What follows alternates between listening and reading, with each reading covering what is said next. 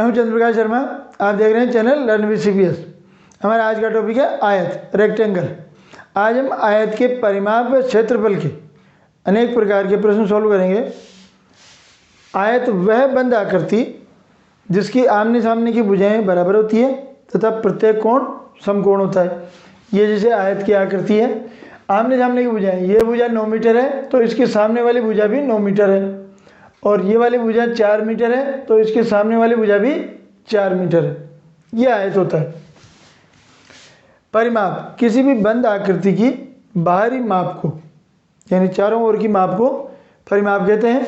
यानी भुजाओं या किनारों की माप का योगफल। जो जैसे ये आयत है, इसकी जो किनारे हैं इनकी नाप का योगफल, जैसे 9, 4, 9 और 4, इनको जोड़ देंगे तो ये परिमाप है। 9 और 4 13, और ये भी 9 और 4 13 है, तो 26 मीटर इस आयत का परिमाप है। क्षेत्रफल किसी वस्तु या आकृति द्वारा सतह पर घेरा गया स्थान, उसका क्षेत्रफल होता है। जैसे इस आयत का क्षेत्रफल ये स्थान है, जो बीच का स्थान, इसको क्षेत्रफल कहते हैं। यानी किसी भी आकृति या वस्तु द्वारा घेरा गया जो स्थान होता है वो क्षेत्रफल, और बाहरी किनार की नापों का योग परिमाप होता है। ये आयत के क्षेत्रफल व परिमाप के सूत्र हैं जिनको हम इस आयत की लंबाई चौड़ाई की माप है उससे समझेंगे। आयत का क्षेत्रफल ज्ञात करने का सूत्र है लंबाई गुणा चौड़ाई। जैसे इस आयत की लंबाई है 9 मीटर और चौड़ाई है 4 मीटर, इनको गुणा करेंगे तो 9 चौके 36 वर्ग मीटर।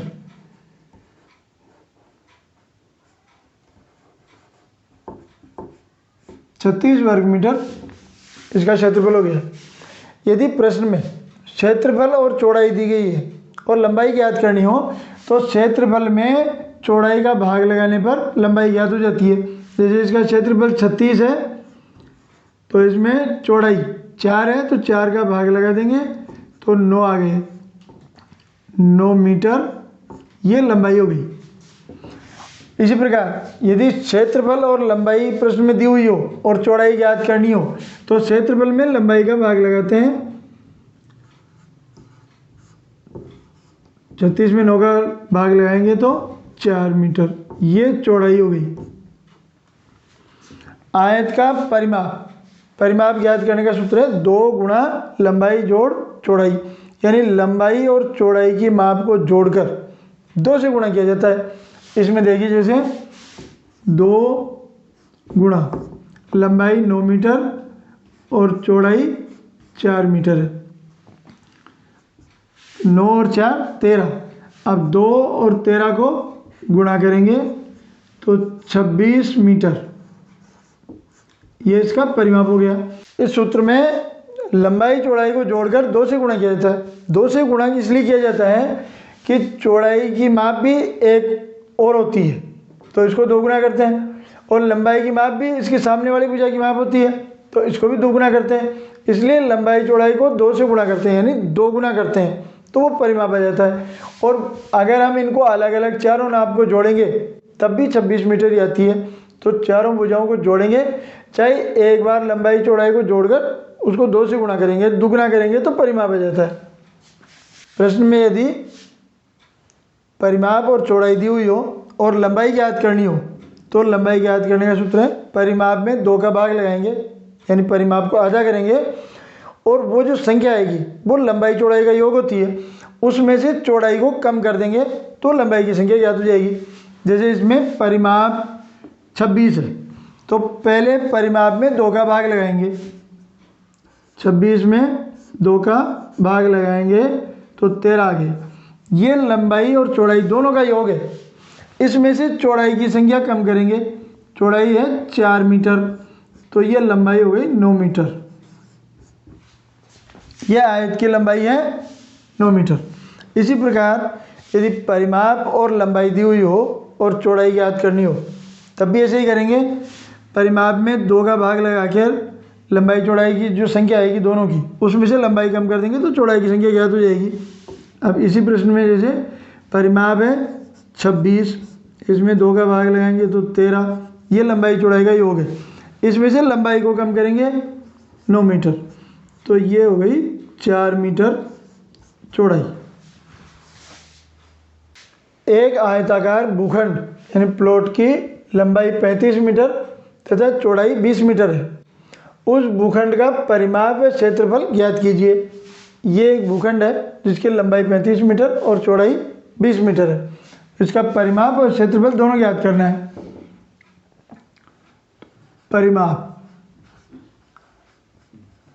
परिमाप का सूत्र है 2 गुणा लंबाई जोड़ चौड़ाई।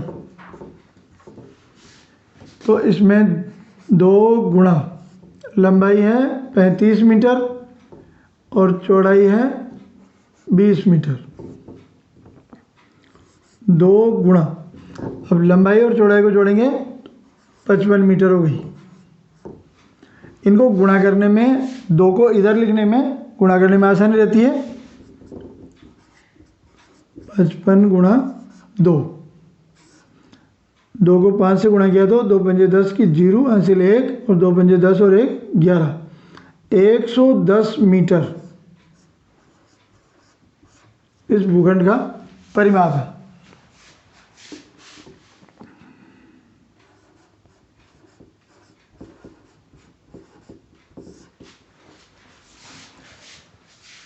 क्षेत्रफल,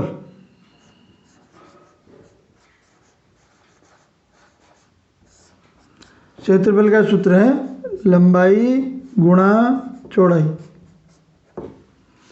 लंबाई 35 मीटर और चौड़ाई 20 मीटर, इनको गुणा करेंगे। ये 0 पहले लिख दीजिए। अब 2 से गुणा करेंगे, 2 पंजे 10 की 0 हासिल 1, 2 तिया 6 और 1 7, 700 वर्ग मीटर। जब मीटर और मीटर को गुणा किया जाता है तो वर्ग मीटर, सेंटीमीटर और सेंटीमीटर को गुणा किया जाता है तो वर्ग सेमी, ऐसे लिखा जाता है। तो इस भूखंड का परिमाप 110 मीटर है और क्षेत्रफल 700 वर्ग मीटर है।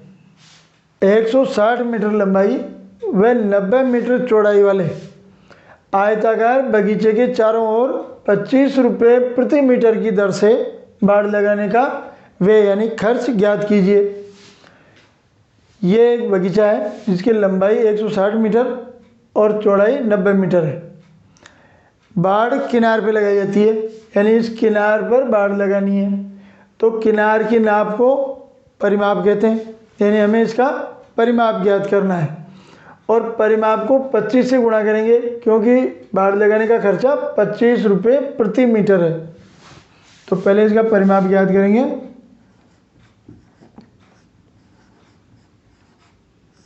परिमाप 2 गुणा लंबाई जोड़ चौड़ाई। 2 गुणा लंबाई 160 मीटर और चौड़ाई है 90 मीटर, तो ये हो गया 2 गुणा 160 और 90 हो गए 250। इनको हम संख्याओं को इधर बदल के लिखते हैं, 250 को इधर और 2 को इधर। 2 को 0 से गुणा किया तो 0, 2 को 5 से गुणा किया, 2 पंजे 10 की 0 हासिल 1 और 2 दूनी 4 और 1 5, 500 मीटर इस बगीचे का परिमाप हो गया। अब परिमाप को 25 से गुणा करना है। वे ज्ञात करने के लिए परिमाप 500 यानी इस बगीचे की चारों दीवारों की जो लंबाई है वो 500 मीटर है। अब इसको 25 से गुणा करेंगे। 25 को 0 से गुणा किया तो 0, 25 को अगली 0 से गुणा किया तो 0 और 25 को 5 से गुणा किया तो 25 पंजे 125, यानी 12,500 रुपये इस बगीचे के बाड़ लगाने का कुल खर्च है। एक आयताकार कमरे की फर्श की लंबाई 9 मीटर व चौड़ाई 6 मीटर है। उसमें 4 मीटर भुजा वाला वर्गाकार गलीचा बिछा हुआ है। फर्श के उस भाग का क्षेत्रफल बताइए जिसमें गलीचा बिछा हुआ नहीं है, यानी खाली क्षेत्र। प्रश्न के अनुसार ये कमरे की फर्श है जिसकी लंबाई 9 मीटर और चौड़ाई 6 मीटर है। इसके बीच में 4 मीटर भुजा वाला वर्गाकार गलीचा बिछा हुआ है। ये क्षेत्र खाली है, तो हमें इस खाली क्षेत्र का क्षेत्रफल ज्ञात करना है जिसमें गलीचा बिछा हुआ नहीं है। इसके लिए हम क्या करेंगे, सबसे पहले पूरी फर्श का क्षेत्रफल ज्ञात करेंगे। फर्श का क्षेत्रफल, आयत का क्षेत्रफल का सूत्र होता है लंबाई गुणा चौड़ाई। तो इसकी लंबाई 9 मीटर और चौड़ाई 6 मीटर है। इनको गुणा करेंगे तो 6 में 54 वर्ग मीटर फर्श का क्षेत्रफल हो गया। अब हम गलीचे द्वारा घेरा गया क्षेत्र ज्ञात करेंगे। तो गलीचा वर्गाकार है, वर्ग की सारी भुजाएं एक समान होती है। एक भुजा अगर 4 मीटर है तो सारी भुजाएं 4-4 मीटर की होती है। वर्ग का क्षेत्रफल ज्ञात करना है। वर्ग का परिमाप व क्षेत्रफल का वीडियो इस चैनल पर बना हुआ है, जो आपको आई कार्ड और इसके एंड स्क्रीन में दिख जाएगा। तो हमें गलीचे द्वारा घेरा गया क्षेत्र का क्षेत्रफल ज्ञात करना है। तो गलीचे का क्षेत्रफल हुआ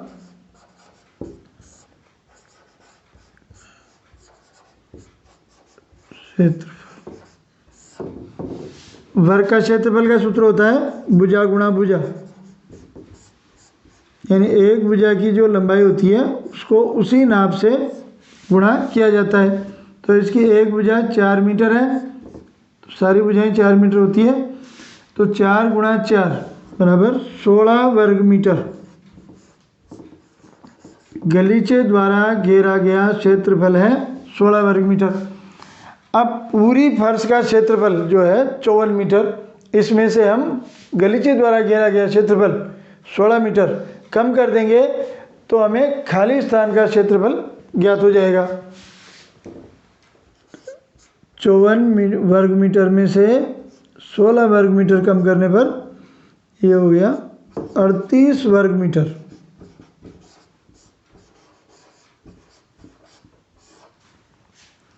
जो बिना गलीचे का खाली फर्श है उसका क्षेत्रफल है 38 वर्ग मीटर। लोहे के एक तार को मोड़कर जमीन पर एक आयताकार आकृति बनाई गई जिसकी लंबाई 48 सेंटीमीटर तथा चौड़ाई 32 सेंटीमीटर थी। बाद में उसी तार को मोड़कर वर्गाकार आकृति बनाई गई। तो बताइए आयत व वर्ग में से किसका क्षेत्रफल अधिक होगा। तार एक ही है, उससे पहले आयताकार आकृति बनाई गई जिसकी लंबाई 48 सेंटीमीटर और चौड़ाई 32 सेंटीमीटर है। उसके बाद इसी तार को मोड़कर एक वर्ग बनाया गया इस तरह। अब जो आयत और वर्ग बने उनमें से किसका क्षेत्रफल अधिक है। इनमें देखने में लगता है कि तार एक ही है, तार की लंबाई तो एक समान ही है, उसी से आयत बना उसी से वर्ग बना तो क्षेत्रफल बराबर होगा, लेकिन नहीं होगा। इन दोनों का क्षेत्रफल में अंतर होगा। अब हम देखते हैं, वर्ग की कोई नाप लिखी हुई नहीं है, तो सबसे पहले हम आयत का परिमाप निकालते हैं।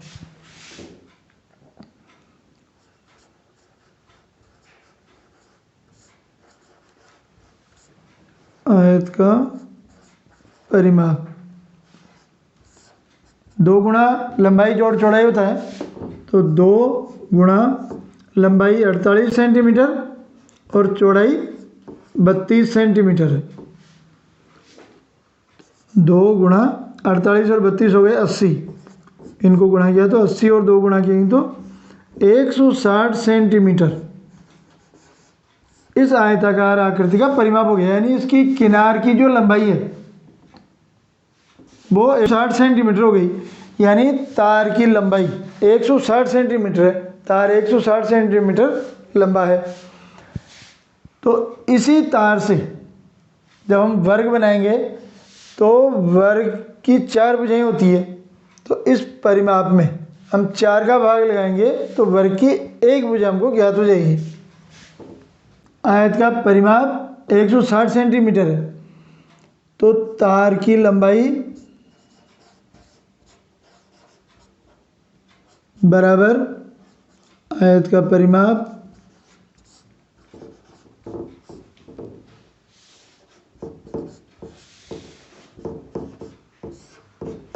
और उतना ही परिमाप वर्ग का होगा, वर्ग का परिमाप।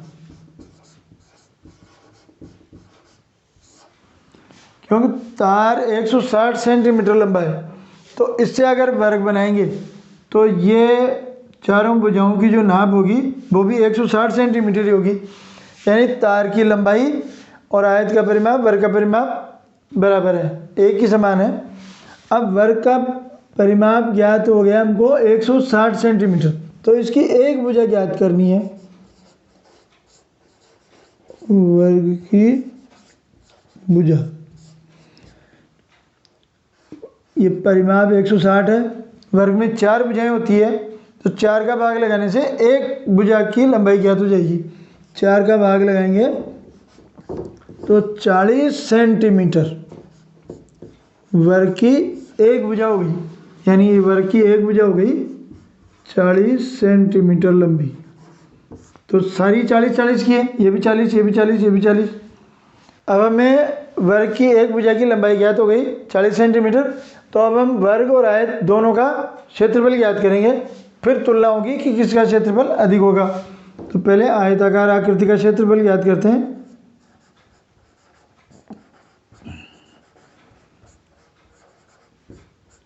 आयत का क्षेत्रफल लंबाई गुणा चौड़ाई, तो लंबाई 48 सेंटीमीटर है और चौड़ाई 32 सेंटीमीटर है, तो इनको गुणा करते हैं। 2 को गुणा करेंगे 8 से, 2 8 16, हासिल 1, 2 8 और 1 9, 3 8 24, 2 3 चौके 12 और 2 14, 4 13, 1536 वर्ग सेमी। ये आयताकार आकृति का क्षेत्रफल हो गया। अब वर्ग का क्षेत्रफल यानी वर्गाकार जो आकृति बनी उसका क्षेत्रफल ज्ञात करना है। तो वर्ग का क्षेत्रफल का सूत्र होता है भुजा गुणा भुजा। तो इसमें 40 सेंटीमीटर की भुजा है, तो इसको 40 से ही गुणा करेंगे। 1600 वर्ग सेमी। ये वर्गाकार आकृति का क्षेत्रफल हो गया। आयताकार आकृति का क्षेत्रफल हुआ 1536 वर्ग सेमी और वर्गाकार आकृति का क्षेत्रफल हुआ 1600 वर्ग सेमी। यानी वर्गाकार आकृति का क्षेत्रफल ज़्यादा हुआ। कितना ज़्यादा हुआ? तो 1600 में से 1536 को कम कर देंगे तो ये 64 वर्ग सेमी का अंतर है दोनों में। वर्ग का क्षेत्रफल 1600 वर्ग सेमी और आयत का क्षेत्रफल 1536 वर्ग सेमी। तो वर्ग का क्षेत्रफल अधिक हुआ। कितना अधिक हुआ? 1600 में से 1536 कम करेंगे 64 वर्ग सेमी। वर्गाकार आकृति का क्षेत्रफल अधिक होगा। एक आयताकार कागज का क्षेत्रफल 720 वर्ग सेमी है तथा लंबाई 30 सेमी है। तो कागज का परिमाप ज्ञात कीजिए। परिमाप ज्ञात करने के लिए पहले कागज की चौड़ाई ज्ञात करनी होगी। तो क्षेत्रफल 720 है और लंबाई 30 है, तो क्षेत्रफल में लंबाई का भाग लगाने से चौड़ाई ज्ञात हो जाएगी। चौड़ाई ज्ञात करते हैं, क्षेत्रफल में भाग लगाएंगे लंबाई का। तो क्षेत्रफल है 720 वर्ग सेमी, इसमें 30 लंबाई का भाग लगाएंगे तो एक एक जीरो से एक एक जीरो कट जाएगी। 3 का भाग लगाएंगे तो 3 6 और 4 24 सेंटीमीटर इस कागज की चौड़ाई हो गई। लंबाई 30 सेंटीमीटर और चौड़ाई हो गई 24 सेंटीमीटर। अब परिमाप ज्ञात करना है। 2 गुणा लंबाई जोड़ चौड़ाई, 2 गुणा लंबाई है इसकी 30 सेंटीमीटर और चौड़ाई 24 सेंटीमीटर। तो 30 और 24 हो गए 54 सेंटीमीटर। इनको इस 2 से गुणा करेंगे, जो कि 8 2 पंजे 10, 108 सेंटीमीटर परिमाप हो गया इसका।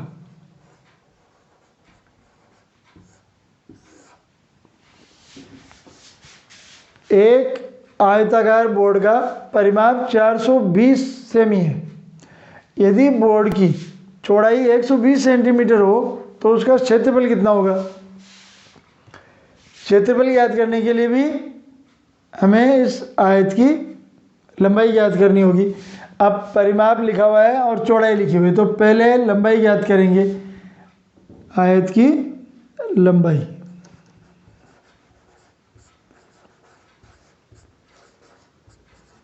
लंबाई ज्ञात करेंगे। इसमें परिमाप में 2 का भाग लगाएंगे, यानी परिमाप को आधा करेंगे। फिर जो संख्या आएगी वो लंबाई चौड़ाई दोनों का जोड़ होगी, उसमें से चौड़ाई को कम करेंगे। तो परिमाप में 2 का भाग लगा के फिर उसमें से चौड़ाई कम करेंगे। तो परिमाप है 420 सेंटीमीटर, तो पहले 2 का भाग लगाकर इसको आधा करेंगे तो लंबाई और चौड़ाई का योग आ जाएगा। 2 का भाग लगाएंगे, 2 दूनी 4, 2 एकम 2, 210। ये लंबाई और चौड़ाई दोनों का योग है। इसमें से चौड़ाई 120 को कम करेंगे, माइनस 120 सेमी, तो 90 सेंटीमीटर इसकी लंबाई है।